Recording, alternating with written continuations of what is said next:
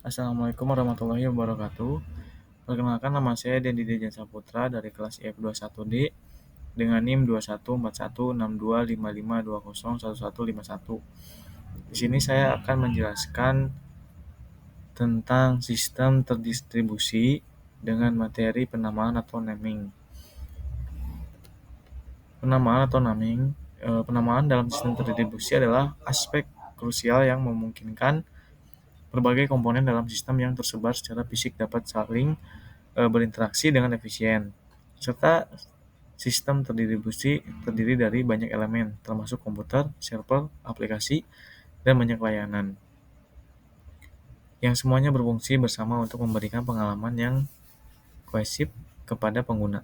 Dalam konteks ini, penamaan memainkan peran sentral dalam membantu sistem mengenali dan mengelola berbagai entitas dengan cara yang terstruktur dan mudah dipahami. Nah, ini ada jenis-jenis penamaan. Yang pertama adalah penamaan statik, yaitu penamaan statik adalah nama yang ditetapkan sebelum sistem beroperasi dan tidak berubah seiring waktu. Misalnya adalah alamat IP statis yang diberikan kepada server dalam jaringan lokal. Contohnya sebuah server web yang berfungsi sebagai pusat informasi dapat memiliki alamat IP tetap seperti 192.168.1.10. Kemudian yang kedua adalah penamaan dynamic atau dinamik. Penamaan dinamik adalah nama yang dapat berubah sesuai dengan kondisi atau kebutuhan sistem. Contoh yang paling umum adalah sistem domain name system atau DNS. Ketika seorang pengguna mengetik, contohnya adalah www.contoh.com di browser, DNS berfungsi untuk menerjemahkan nama domain tersebut menjadi alamat IP yang sesuai, seperti misalnya dari nama domain www.contoh.com itu adalah IP-nya 203.0.113.5. Nah, kemudian ada model penamaan. Yang pertama adalah hierarchical naming. Model penamaan hierarkis menyusun nama dalam struktur yang mirip dengan pohon, di mana ada hubungan antara nama. Contoh yang baik dari model ini adalah URL, Uniform Resource Locator. Dalam URL seperti https://contoh.com/artikel/123. Struktur hierarkis menunjukkan bahwa www.contoh.com adalah domain, sedangkan artikel dan 123 adalah subdirectory dan ID konten. Model penamaan yang kedua yaitu ada flat naming. Nah, model penamaan flat di sini adalah sisi lain atau menggunakan nama atau ID yang unik yang tidak memiliki hubungan struktural. Misalnya dalam sistem basis data, setiap entitas dapat memiliki ID unik seperti user 12345. Meskipun model ini lebih sederhana dan mudah digunakan, ia dapat menghadapi tantangan ketika jumlah entitas meningkat. Kemudian ada fungsi penamaan. Yang pertama itu ada identifikasi. Nama memungkinkan sistem untuk membedakan antara berbagai entitas, seperti perangkat, layanan, atau pengguna. Ini penting untuk memastikan bahwa setiap komponen dapat diakses dan dikelola dengan tepat.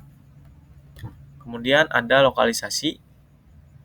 Sistem dapat menunjukkan di mana sumber daya tertentu berada dalam jaringan. Misalnya penamaan membantu pengguna mengetahui lokasi server atau file yang mereka butuhkan. Kemudian ada akses, yaitu untuk memudahkan pengguna dan juga sistem lainnya untuk mengakses sumber daya dengan cepat dan efisien. Tanpa sistem penamaan yang baik, akses ke informasi dapat menjadi rumit dan memakan waktu.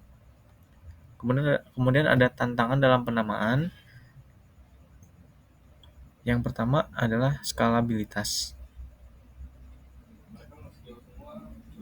Ketika sistem terdistribusi berkembang dan menambah lebih banyak komponen, mekanisme penamaan harus mampu menangani pertumbuhan ini tanpa menjadi terlalu rumit.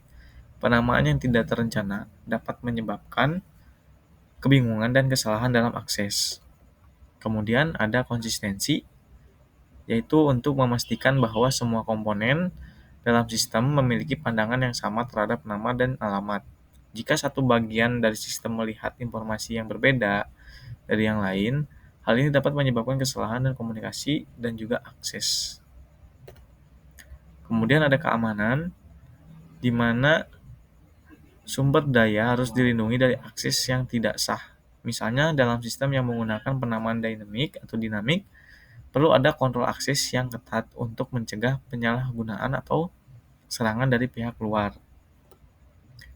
Contoh sistem penamaan yang efektif adalah DNS dan LDAP atau Lightweight Directory Access Protocol.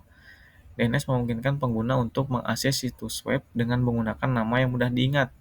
Contohnya adalah seperti www.contoh.com dan secara otomatis menerjemahkannya menjadi alamat IP yang dapat diproses oleh komputer. LDAP di sisi lain digunakan untuk mengelola informasi directory dalam jaringan, seperti data pengguna dan juga grup.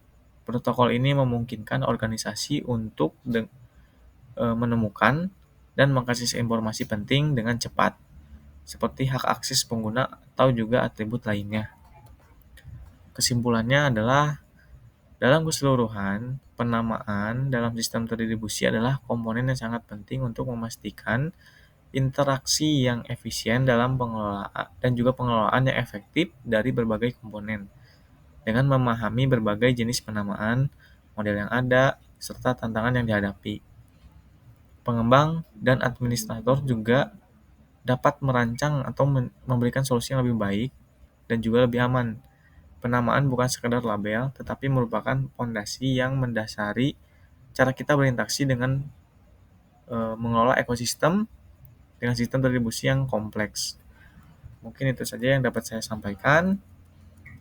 Kurang lebihnya mohon maaf. Saya ucapkan terima kasih. Wabillahi taufiq wal hidayah. Wassalamualaikum warahmatullahi wabarakatuh.